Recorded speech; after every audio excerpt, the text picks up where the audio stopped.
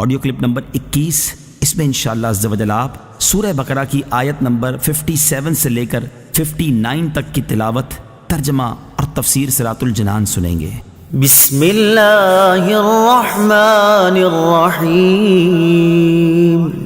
ترجمہ: اللہ کے نام سے شروع جو نہایت مہربان رحمت والا ہے۔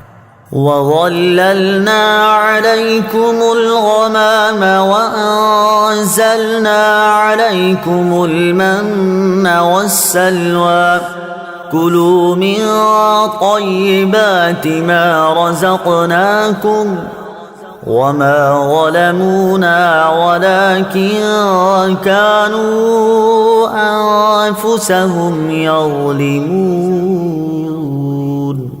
ترجمہ: اور ہم نے تمہارے اوپر بادل کو سایہ بنا دیا اور تمہارے اوپر من اور سلوہ اتارا کہ ہماری دی ہوئی پاکیزہ چیزیں کھاؤ، اور انہوں نے ہمارا کچھ نہ بگاڑا بلکہ اپنی جانوں پر ہی ظلم کرتے رہے۔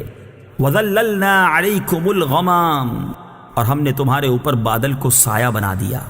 تفسیر صراط الجنان میں ہے، فرعون کے غرق ہونے کے بعد بنی اسرائیل دوبارہ مصر میں آباد ہو گئے۔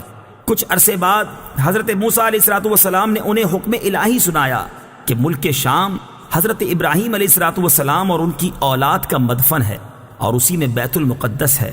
اسے عمالقہ قبیلے سے آزاد کرانے کے لیے جہاد کرو اور مصر چھوڑ کر وہیں وطن بناؤ۔ مصر کا چھوڑنا بنی اسرائیل کے لیے بڑا تکلیف دہ تھا۔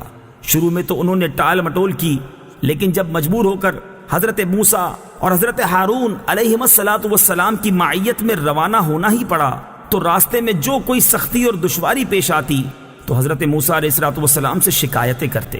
جب اس صحرا میں پہنچے جہاں نہ سبزہ تھا، نہ سایہ اور نہ غلہ، تو وہاں پہنچ کر حضرت موسیٰ علیہ السلام سے دھوپ کی، گرمی اور بھوک کی شکایت کرنے لگے۔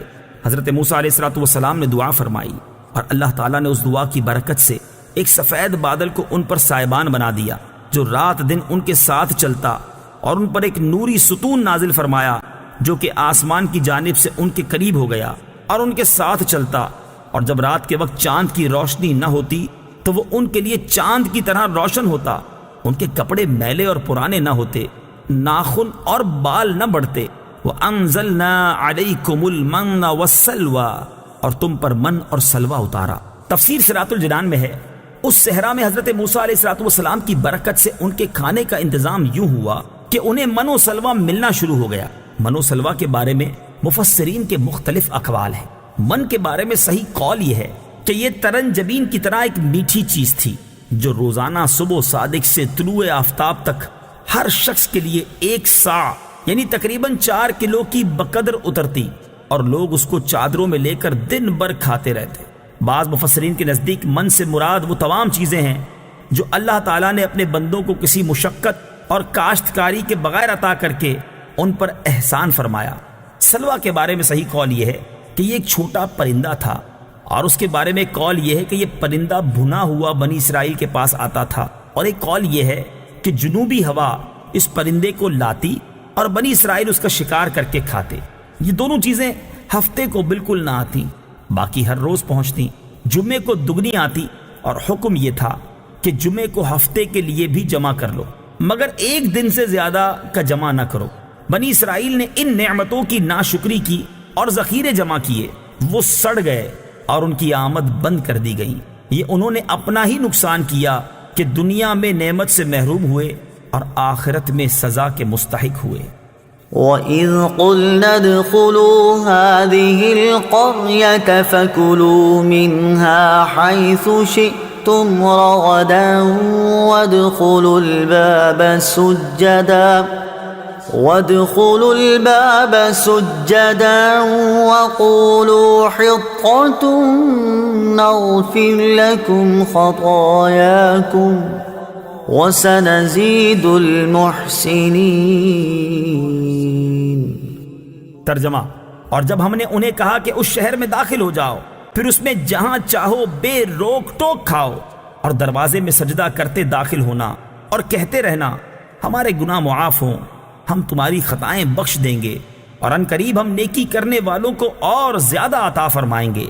وَإِذْ قُلْنَا ادْخُلُوا هَٰذِهِ الْقَرْيَةَ، اور جب ہم نے کہا اس شہر میں داخل ہو جاؤ، اس شہر سے بیت المقدس مراد ہے، یا اریحا جو بیت المقدس کے قریب ہے، جس میں امالکہ آباد تھے اور وہ اسے خالی کر گئے تھے۔